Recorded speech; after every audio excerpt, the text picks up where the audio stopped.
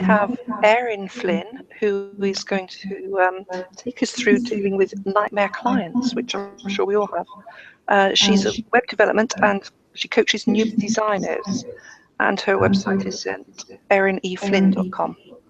So away you go, Erin. Thank you.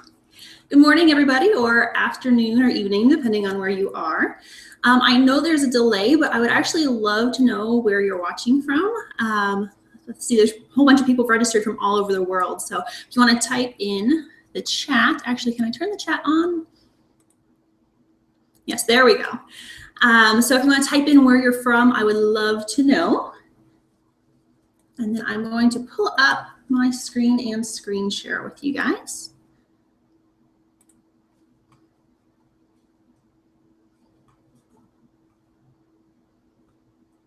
Hope there aren't any clients in here, yes. All right, oops. Let me get my screen share rolling. Ooh, Sweden, UK, New York City. IST, where's IST? Greek islands, Netherlands, wow, Finland, South Africa. This is awesome. So I'm very excited. Oh, someone else is near Denver, Colorado. That's where I'm from. Very cool. Well, I'm excited to talk with you guys. I'm going to do my presentation and then I'm going to have time for Q&A at the end. And I have a couple audience questions throughout so we can all, kind of participate and maybe share some stories. So let me do a screen share with you guys.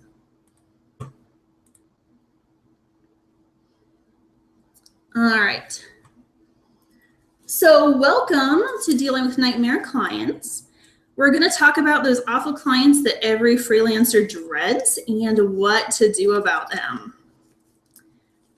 And before we get started, I'm going to give you a quick intro about myself. So if you don't care about that, you have about 2 minutes to go grab yourself a cup of coffee or run to the bathroom. So go ahead and go do that if you don't care about my little intro. All right, my name, excuse me, is Erin Flynn. I do WordPress and Genesis websites. I do development. I used to do design, but I've kind of phased out of that. And I've now started doing more Rainmaker sites, which actually I'm really, really loving. I've been making websites since 1999, back in the days of front page and coding everything yourself. So I've been doing this for quite a while now. But I didn't start my own business until 2012. I had worked for some other people doing some other jobs and they just weren't working out for me. So I started my own web design business. I've been using the Genesis framework exclusively since probably mid to late 2013. I got on it and never really looked back and pretended like all the other themes don't exist anymore. I live in Denver, Colorado with my husband and my cat. If you follow me on Instagram, you probably see way too many cat photos, and I apologize. I am a crazy cat lady. When I'm not working on websites, I love camping, hiking, watching far too much Netflix, drinking lots of coffee, and I am a big fan of neatly labeled PSDs. So if you're a designer and you want to work with me as a developer, I love those neatly labeled PSDs. And you can visit me online at erineflynn.com. All right, let's dive into talking about bad clients. So every designer, developer, freelancer runs into bad clients from time to time. And you'll notice I put bad in quotation marks because not every client is really that bad. But I would love to know who here has had a bad client. You can put a frowny face in the chat if you've worked with a client you just couldn't stand. Go ahead and throw a frowny face into the chat for me. I could put probably 10 frowny faces in that chat. I know there's a delay.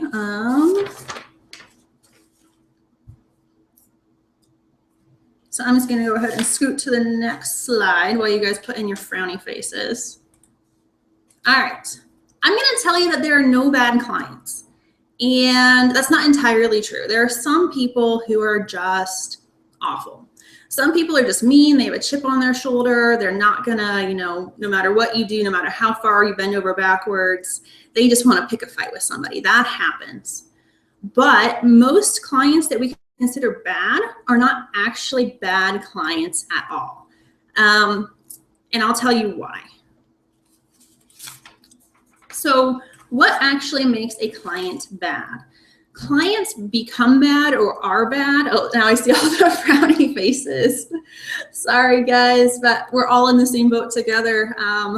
We have all had bad clients. So just know that everybody deals with them, and will help you kind of pinpoint them in the future and not work with them.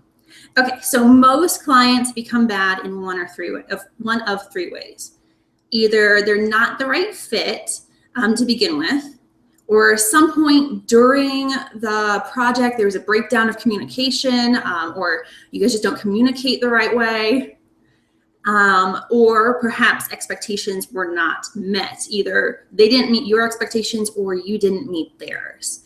So we'll go ahead and we'll take a look at how to deal with each of these problems and how to fix them. All right, so when a client is a bad fit, you need to remember your nightmare client may actually be someone else's dream client. I see this all the time. Clients or other designers are saying things like, this client keeps calling me, oh my gosh, it drives me nuts. I hate talking on the phone, blah, blah, blah, blah, blah. And it turns out that another designer loves to talk on the phone. So something that you may consider a terrible thing that a client's doing, somebody else might think that's perfectly fine, perfectly acceptable, and like that. And we'll talk more about that in a bit. But remember that everyone works differently and not everyone gets along, and that's totally okay. We just need to figure out who's a good fit for us, and everybody's going to be different, but what type of client is a good fit for us and how to avoid those who are not. The first thing I recommend doing is pre-screening. You shouldn't just accept any client. I know, especially when you're starting out, we've all done this. We take on any client because, hey, guess what? They're going to give us money.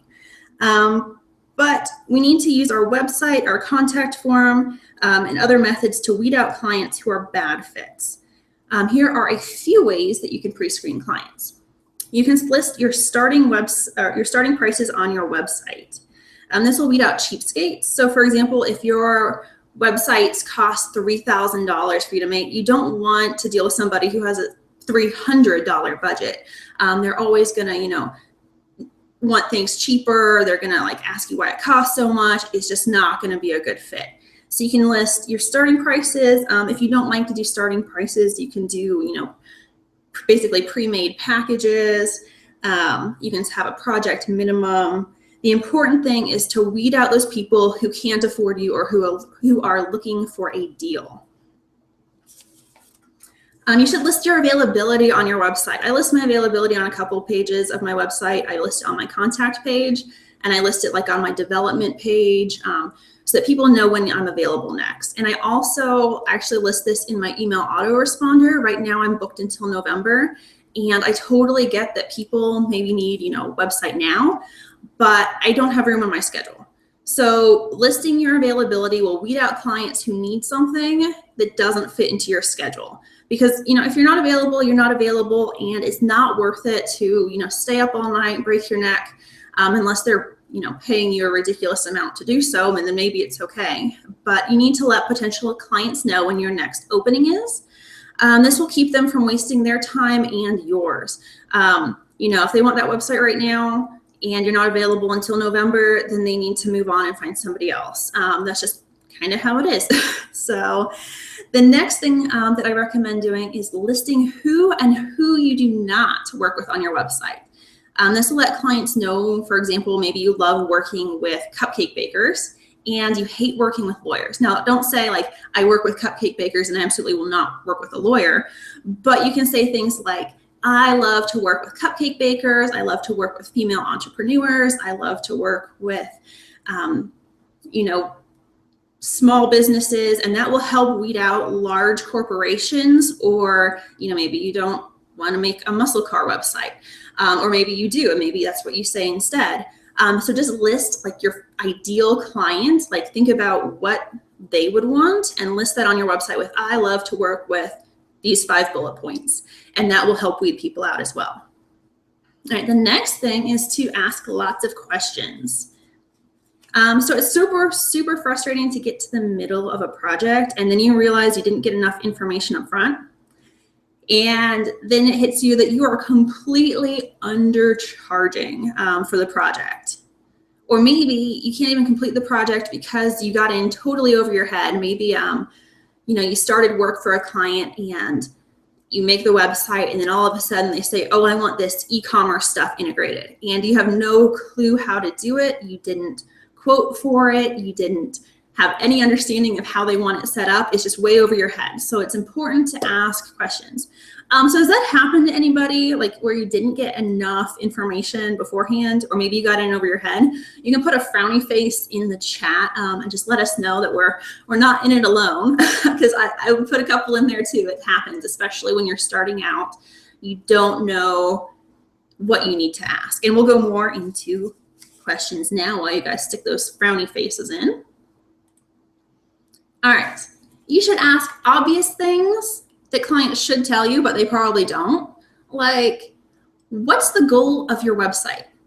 You would be surprised, maybe you wouldn't, maybe you guys are all experienced enough, but you would be surprised to know that a lot of clients have no idea what the goal of their website is. They just think that they need one.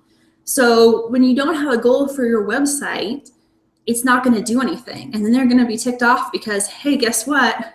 Nothing's selling because the website wasn't designed to sell anything. The website was designed just to look pretty. You need to ask things like, do you need anything designed or redesigned, especially if you're a developer? I'm seeing the frowny faces come in also. Sorry guys, but we have been in the same boat, so at least we are in it together. So especially if you're a developer, ask if they need anything designed or redesigned. If you don't do design, that's important to know. I actually had a client recently that I thought I had screened really, really well. And then she throws in, I need my homepage redesigned. And I said, I'm not doing any design right now. And that's not even what we talked about. So that was a mistake on my part for not asking that, because clients don't always understand the difference between design and development. They hear website and that's all they hear. So make sure you ask that, especially if you are a developer. Ask them if they currently have a website. They might come to you saying that they want a new website and you don't know that something else already exists out there. And that can make a big difference, especially if they are keeping any content from their current site. That would take a whole different setup. Like maybe you would clone their current website and then go work on it on a development server, as opposed to starting from scratch with something completely brand new.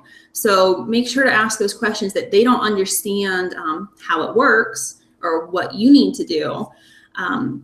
So make sure you ask those questions about all the different puzzle pieces that need to be fit together. Ask them if they currently have hosting. And if they say GoDaddy, tell them that they need to go somewhere else. I know, I don't know, I hope GoDaddy's not a sponsor of this, but I have had so many trouble with GoDaddy and like a few other hosts that I just won't even work with them anymore. And like, because just transferring the stuff has been terrible. So ask if they currently have hosting and ask for, that kind of information, because one, they're going to need to give you their hosting login, which may take them a month or two to find because they don't know it. And that will also help you pinpoint different problems like how GoDaddy and Gravity Forms don't play well together. That will help you, kind of like figure out what other issues may pop up during this site. And ask them if they have their mailing list set up. A lot of people want, their mailing list integrated into their website, which is great, but they don't understand that they actually need to go into MailChimp or Aweber or MailPoet, whatever it is, and get the list set up. They think you're going to do all of that for them. And then somehow newsletters will magically start going out. So, ask them for that information, and that way you can have them do that stuff before they get to you. And it'll save you time, and then you won't feel like, oh my gosh, now I have to wait 2 weeks for the client to go set up their mailing list. Maybe I should just do it because it'll take me 10 minutes. No, like make them do it, make them get the stuff set up, and ask that early so that they can get it done before you actually need that information to get set up. All right, you also need to ask less obvious things. So for example, if you're doing an e-commerce, ask how their checkout process works. Are they going to, do they need to check out like on the website, especially if you're doing something like WooCommerce, where then you need an SSL certificate and you need authorized.net integration or whatever to have the checkout happen on the website, as opposed to being redirected to PayPal or something like that. So that's, a whole lot more work, to use the authorized.net and all of that stuff than it is just hook up PayPal and have the client or have the customers check out at PayPal. So make sure you ask things like that the client probably has not even thought of. Along the same vein with the e-commerce, which is where a lot of problems pop up, are you shipping internationally and how they handle that? So are they going to need something like a table rate plugin, that like has all of these different weights and all of these different countries and like what all of the rules are for that, because they're not going to understand how to set that up. So you're probably going to need to do it, and you need to charge them for that. And that's better to have it in the initial quote than to be surprised. Guess what? That's going to cost you another, $500 or whatever, because we didn't talk about this beforehand. And then other simpler things, like what happens after someone fills out a contact form?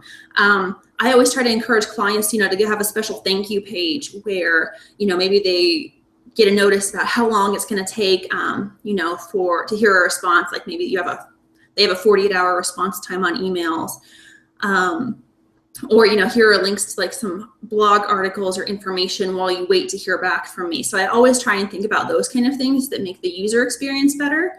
Sometimes clients won't care. A simple, like, okay, thanks, your form has been submitted message is fine. But if they want something specific to happen, then you need to take that into account and figure out how you're going to set that up and structure it and charge for it. And again, so there aren't surprises when they say, oh, but I needed that contact form to redirect, to the special page that I never mentioned before. And then you feel either stuck doing it for free, or you have to tell them there's going to be an extra price involved, and they don't like that. So take the time to ask questions. You won't regret it. Sit down and think through all of the different issues that may pop up with each question that you ask. All right. Tell the client how you work. So clients actually only know what we tell them. We absolutely cannot expect them to know the inner workings of our crazy designer and developer minds, or to understand what goes into building a website. And if clients calling you on the phone drives you bonkers, you should weed out clients who love to communicate via phone by saying, hey, I only operate, I only do communication via email. Because otherwise they're not going to understand that it's a bad idea to call you, at 10 a.m. on a Sunday morning because you haven't told them. So the best way I think to do this is to create a welcome package that outlines important information. This can be a simple PDF that you send clients, and I like to send it to them before we've even signed a contract, because that helps weed out people who don't agree with it.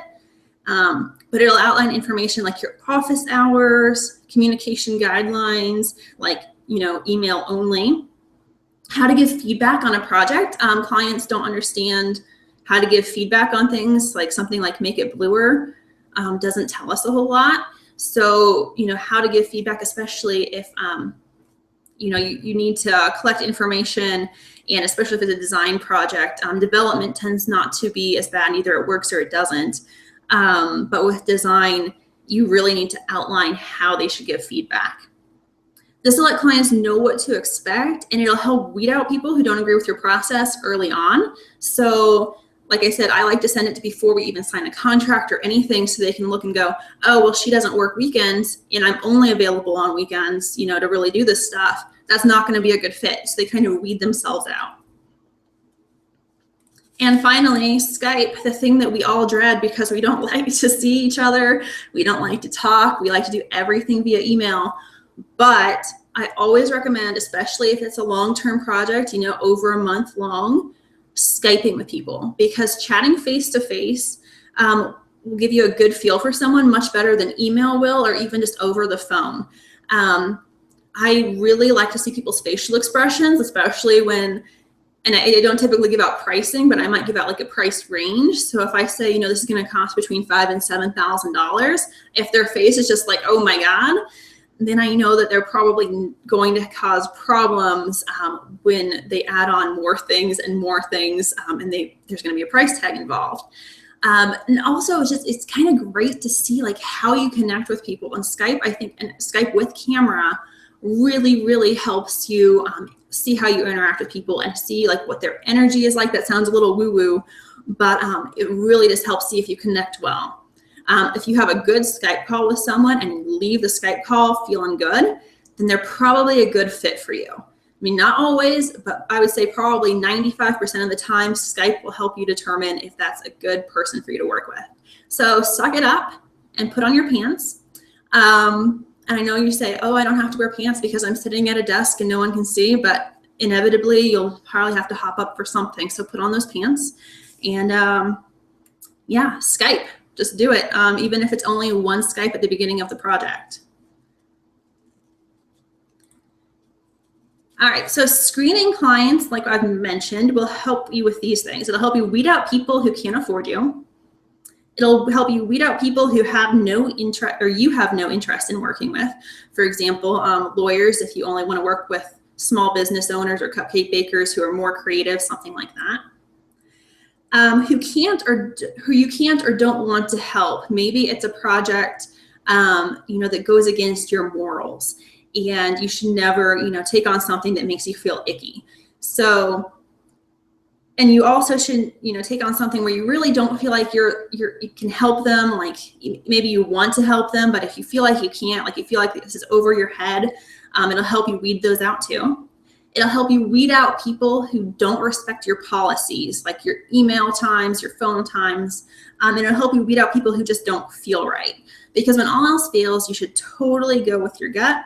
It's never wrong. Every time I've had, a bad gut feeling about a client, I've ended up having trouble with them. So go with your gut. If it doesn't feel right, just say no.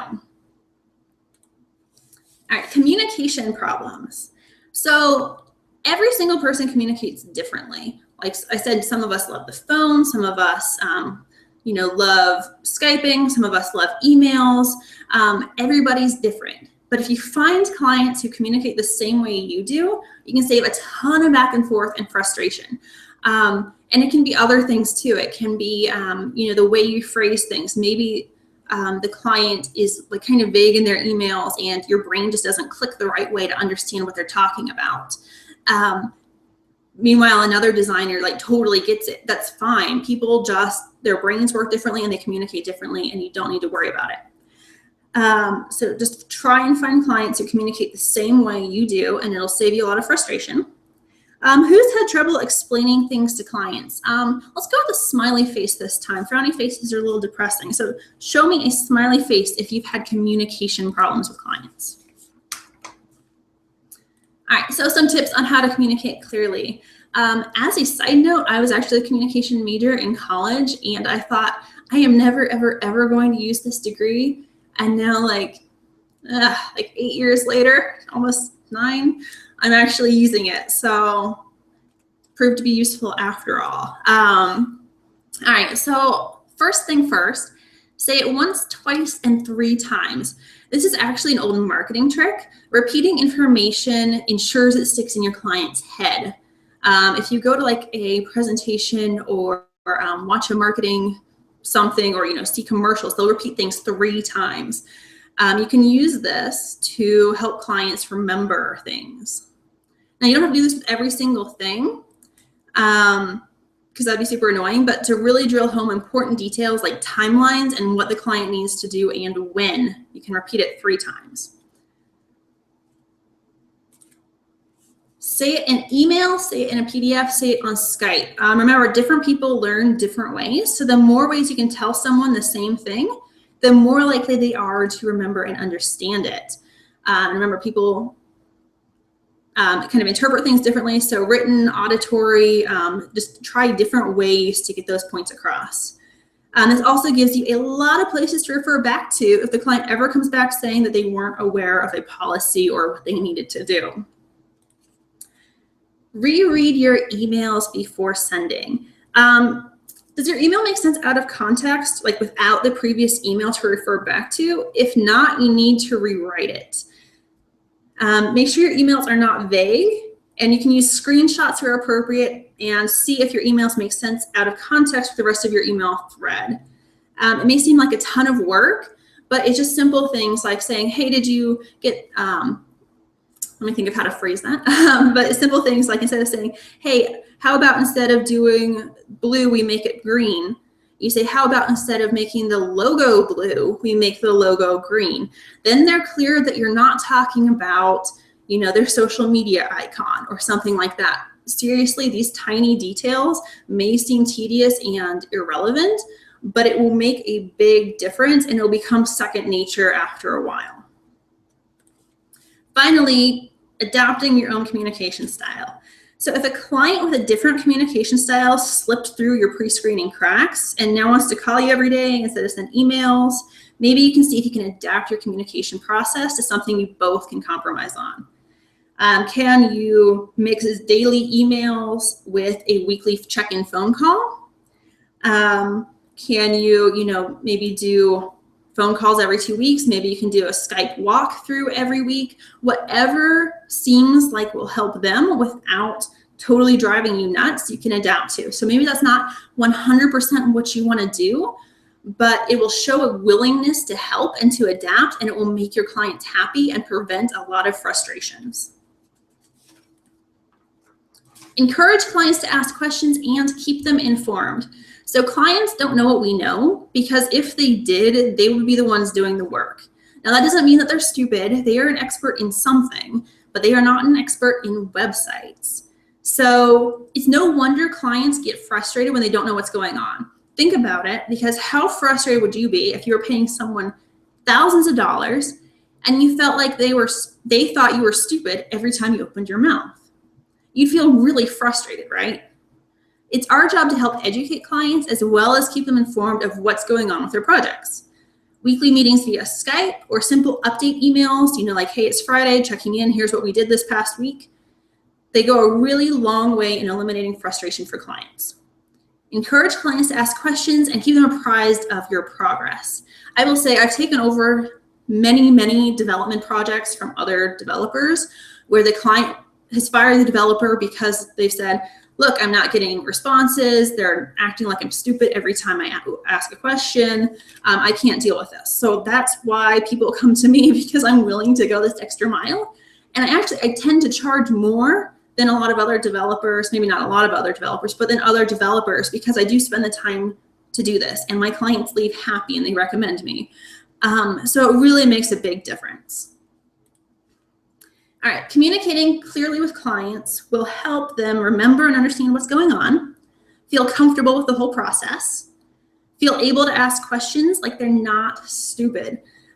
These are all very, very important things in keeping your clients happy and from keeping them from becoming nightmares. All right, expectations. I know we're more than halfway through, so I'm going to kind of go a little bit faster so that we can have a Q&A at the end. All right, remember, you expect certain things from the client, and the client expects certain things from you. When expectations are not met, people get frustrated and angry. Screening clients and communicating clearly helps make sure everyone is on the same page and knows what's expected of them. So have you ever thought you knew what you're supposed to be doing, but it turns out you were wrong? Like maybe turning in a paper in school that didn't cite enough references, or maybe you wrote it on the whole wrong topic. Or maybe you thought you were buying something, but it turned out you got something totally different. You just weren't clear on what you're purchasing. Okay, so here's a quick story. Several years ago, I was telling this friend about how good spaghetti squash was and how I was using it to replace, like regular spaghetti. And I offered to have her over for dinner and make it for her. So I went to the store, I grabbed some spaghetti squash, some meat, whatever. I went home, I cooked it up. And it didn't turn out right because I accidentally bought a melon that happened to look a whole lot like a spaghetti squash. So it didn't taste very good either with marinara sauce on it. So I felt stupid and I was embarrassed. And that was a $3 purchase with one person knowing about it. Well, now all of you know about it.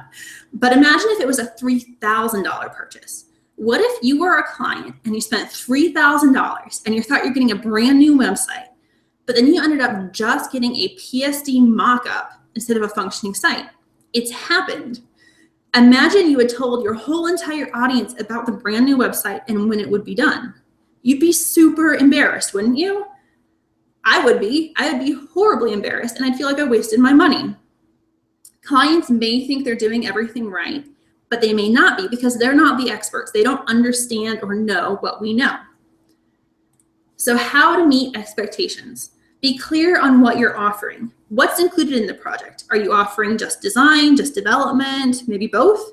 Clients don't always know the difference. List things that are not included as well as things that are. So if you're a developer, say, come to me with your finished design. If you're a designer, say, I do design, then you need to find a developer. Here are some recommended developers. For example, actually, that was the example I just gave. I'm getting ahead of my notes. Okay, so be sure to think big picture about everything that they might need, like additional graphics, website hosting, copywriting, whatever.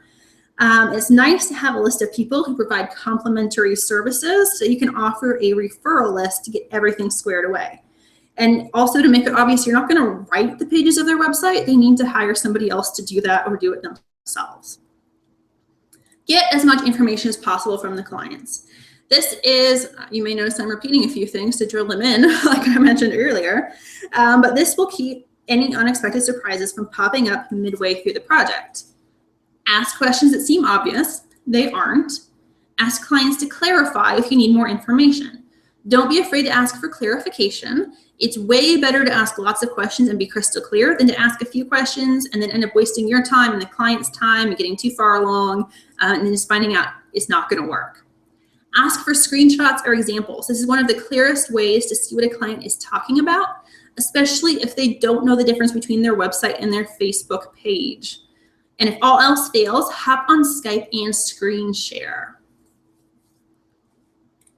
All right, let the client know what you will be doing and what you need from them at every step of the process. Outline deadlines, what's needed when. Also, let clients know approximately how long the project will take and what you're working on each week. This is like I mentioned before with, like the weekly check-in emails. This will let them know what to expect and eliminate frustration and confusion. And remember to keep them informed of your progress. Use examples when possible. Not everyone has a great imagination or even a good one, and technical jargon confuse the heck out of our clients, even if it's not really that technical. You may be talking about a website header and they may think you're talking about their Facebook page cover. That's why it's important to use examples for clarification when possible. Screenshots, links to websites, mock-ups, whatever. Make sure it's clear. Also, stick to your timelines, the number of revisions, and anything else you've agreed to do. Freelancers have a bad reputation for being flaky, so make your deadlines non-negotiable. It is your job to deliver what the client has paid for and on time. But that said, do not be a doormat. While missing deadlines is bad, so is not sticking to other terms you've agreed to. This includes things like the number of revisions and payment schedules. You'll really start to resent clients if you're too flexible and end up revising a project 25 times when the client's only paid for 3 revisions. And waiting for six months for payment is a no. Put your foot down when needed or clients will start to expect you to give in all the time. And if an actual emergency pops up, communicate with your client and let her know. Say things are going to be delayed, you have a family emergency, just be honest. Ask her to do the same. Everybody understands that life happens. All right, setting and meeting expectations will help keep you and your clients on the same page with no surprises. It'll let clients know what happens at each stage of the project. It will make sure you're both picturing the same outcome. It will ensure everything is done when it's supposed to be. And it will keep you from becoming a doormat. Now, keep in mind, some people suck. And I'm sorry, but it's true. But most people actually don't. And you need to remain professional and put yourself in the client's shoes. Have you ever had a client you just wanted to strangle? Give me an angry face in the chat if you had. All right, how to deal with bad clients. So if a client is a bad fit for you, but not a bad person, you can totally refer her to another designer, someone who you think is a better fit for her project or for working with her. If there was a miscommunication or a problem with expectations not being met, analyze where the problem occurs. See where the project broke down, where there was, a miscommunication, whatever it was, figure out where it happened. Then work on finding a solution that will make you both happy or that you can at least live with. You may not be, totally thrilled by the end of the project, but as long as you don't want to kill everybody, it's fine. Don't be afraid to fire a client. If you and a client are not a good fit or can't communicate clearly, you should break up. You should refer them to somebody else, and don't feel bad about that. If a client is outright rude or threatens you, fire them and don't feel bad about it. Make sure your contracts include a clause for canceling work and what happens when you do. Who owes what? Who owns what? Outline these things in your contracts. Stay professional. You know how we all talk about clients behind their backs? Yeah, they talk about us too. So stay professional even if they don't. Take a step back and wait until you've calmed down. Then you can respond to things once you're calmer. Sleep on it. Do not point out everything the client has done wrong. Take the high road. Keep communication professional and to the point. Don't beat around the bush. Say what you need to say and send it. Just be polite. Use a script. This is one of my favorite things to do. I mean, like an email script, whether you're going to fire somebody or tell them, no, you can't have more revisions. Write it when you're calm, when you're not writing to a specific client, and then just copy and paste it when the need arises. I do have a book, and I'll give you a link to that with a discount later, that has some scripts that you can use. All right, so here are a few quick scripts for us to show you what they're like. So let's say that a client wants more revisions than you have outlined in your contract. Option one would be adding on more revisions. So you can say something like, hey, Susie, I love the new idea you had. As outlined in your contract, you get 3 revisions on each mockup. Right now, we've already done 3 revisions. I'm happy to keep working with you until we get it just right, but we'll need to charge extra to cover the time spent on each one. If you'd like more revisions, I'm happy to do them or add them onto the next invoice at $200 each. Please confirm, and I'll get started on the new mockup. So something like this really works because you're saying, yes, I will keep working with you. We'll keep getting it. We're doing it until we get it right, but you have to pay for it. The next one is saying, no, I'm not doing any more revisions. So you can say something like, hey, Susie, I know committing to a design is hard, but we've already exceeded the number of revisions for this project as outlined in the contract. At this time, I'm unable to continue revising the design. Please choose one of the options I've already presented so we can move forward with the rest of the project. Now, this kind of script would only really work if maybe it was a design of something that wasn't completely important. I mean, if it's a logo, yeah, you can't just go ahead and say, screw it, we're done. You have to keep, working with them or fire them completely and tell them to go to another designer. But if it's something minor, like what color blues they should be using, just move on for now, and that can be changed later. All right, don't sweat it. Remember, you're not the perfect fit for everyone, and you should not feel guilty for sending clients to someone who will better meet their needs. Some people are mean, and you do not deserve to be treated like crap. Get rid of those clients and don't apologize for it.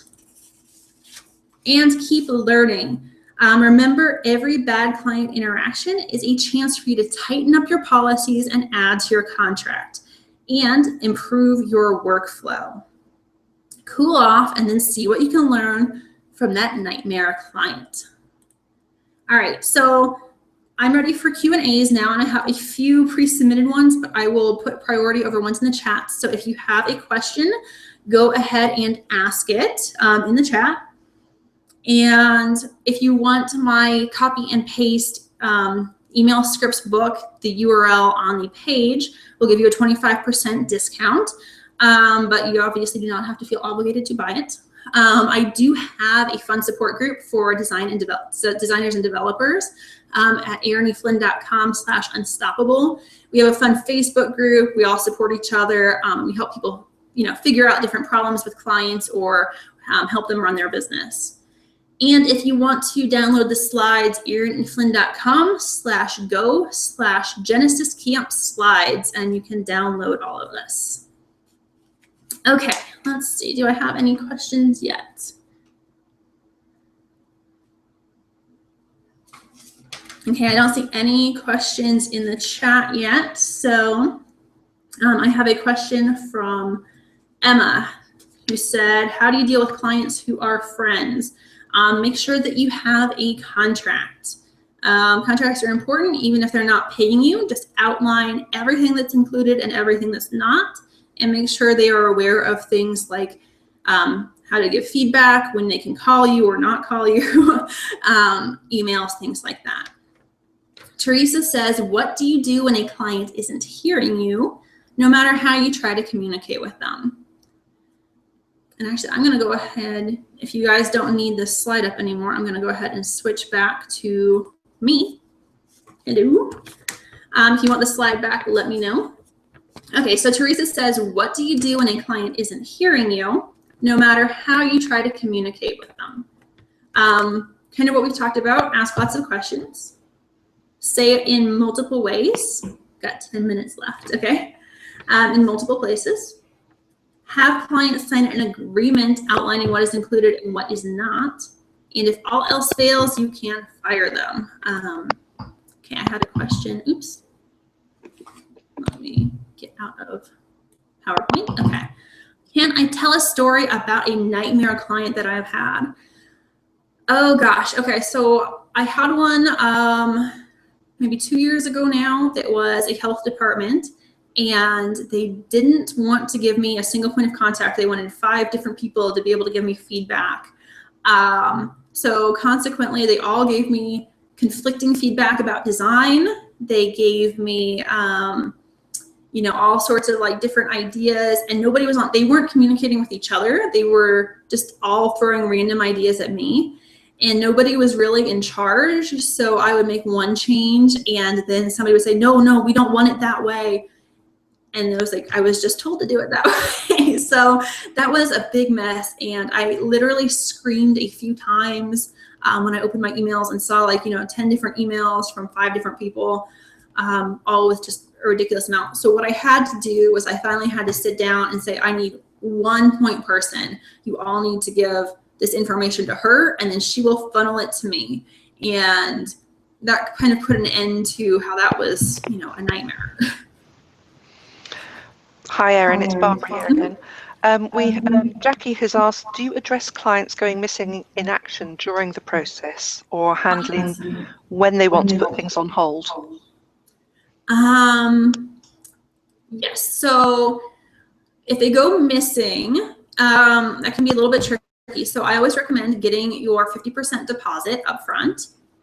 And then that way you're at least paid for 50% of the project, even if they go missing.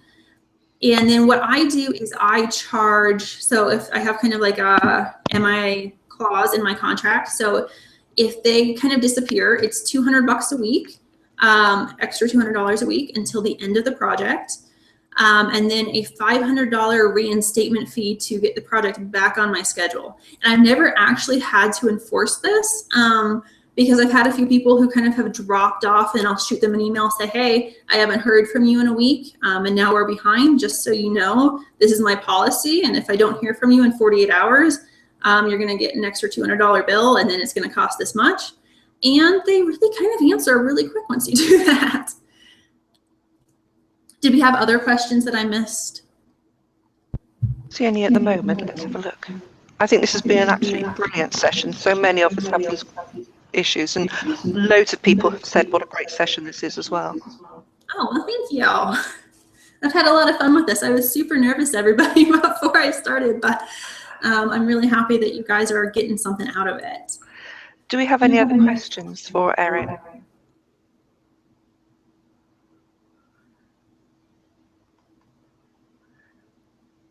Well, I've got one. I do work for friends quite often, and a very recent one, she's not a nightmare client, I wouldn't call her that at all, but I quoted for a very simple 5-page, really, I just want something ever so easy and simple. Now she's looked at Theme Forest and found all sorts of wonderful things and said, could you use that? And could you use this? Oh. So is your question how to basically tell her no politely? Basically, yes, I suppose. Or how to say, well, yes, but it's going to cost you more. What I would do is say something kind of similar to like what I said about the revisions. Say, hey, I love that idea. It's great, but it's not in the original quote. And, it will cost this much more to add it on. Let me know if you'd like to proceed, and I'll add it to the next invoice. And that will determine whether she just thinks it's cool or she really wants it. Because sometimes, clients are like, oh, that's so flashy, that's so fun. And it's, they just see things like very fancy, but they don't understand whether that's something really that will even improve the site. or whether they really want it or not. Yes, indeed. I pointed out that she will need all kinds of images and things to make these wonderful, beautiful websites work. And she's a recruitment consultant, so it's totally not relevant. Yes, that can be tricky. I honestly recommend sitting down and having an honest conversation if you can, saying, like, I love these kind of sites too, but for your specific project, this model is going to be better, and here's why. Just, be really honest, and you can say, hey, we can do whatever you want if you got the money, and we can throw in a bunch of random photos, but this model that I'm presenting to you will work far better in my experience than what you're talking about, because your business doesn't need 7,000 huge images. Amber has asked, how do you handle clients with unnatural expectations for meeting in person or phone calls? Do you just add an hourly charge? Yeah. So I have done a few in-person meetings. I do try to avoid them. Most of my clients are not local anyhow, but so I charge, if I do an in-person meeting, I do an hourly charge, to cover things like gas, like leaving the house, putting on pants, whatever. In-person meetings cost more. I will do a Skype meeting typically once a week for free or included in the price. But in-person meetings I do charge extra for, and I explain because of the time it takes, to travel and to do them. What if their idea isn't great? It really sucks. So if a client has an idea that really is terrible and they are stuck on it, you can tell them that you can do it, and then of course it's something that just doesn't go into your portfolio because it ends up looking awful. But tell them why you think it's a bad idea. Be polite and professional about it, but let them know having a huge image slider on the homepage for a lawyer doesn't do anything for you necessarily. I mean, maybe it does. Maybe you can find a good application for it, but think about the specific goal of their website and tell them why their idea is not the best one. Okay. I think we're clear now, actually, Erin. That was absolutely brilliant. Thank you. Oh, thank you, and thank everyone for joining in. You had some great questions, everybody, and I really enjoyed presenting. So. Oh, that was absolutely brilliant. Useful for most of us, I'm sure. So, thank you very much. All right, thank you. See you later.